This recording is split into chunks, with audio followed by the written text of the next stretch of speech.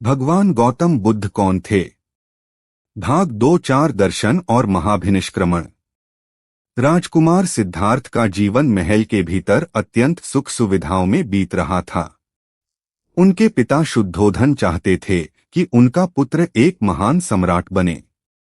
इसलिए उन्होंने महल के बाहर के दुखों, बुढ़ापा, बीमारी और मृत्यु से सिद्धार्थ को दूर रखा। समय बीता। सिद्धार्थ का विवाह यशोधरा से हुआ और बाद में उनके पुत्र राहुल का जन्म हुआ। फिर भी उनके मन में एक प्रश्न बार बार उठता था, क्या केवल सुख सुविधाएं ही जीवन का अंतिम लक्ष्य हैं? एक दिन उन्होंने अपने सारथी छन्ना के साथ नगर भ्रमण करने का निश्चय किया। पहले भ्रमण में उन्होंने एक वृद्ध व्यक्ति को देखा। झुका हुआ शरीर, सफेद बाल और कांपते हुए कदम देखकर सिद्धार्थ ने पूछा, क्या हर व्यक्ति एक दिन ऐसा हो जाता है? उत्तर मिला, हाँ, जो जन्म लेता है वह एक दिन वृद्ध अवश्य होता है।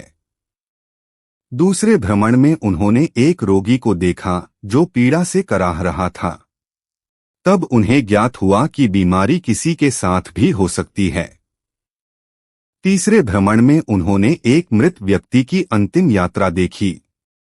तब उन्हें समझ आया कि मृत्यु से कोई भी नहीं बच सकता। चौथे भ्रमण में उन्होंने एक शांत और प्रसन्न सन्यासी को देखा। उसके चेहरे पर अद्भुत शांति थी।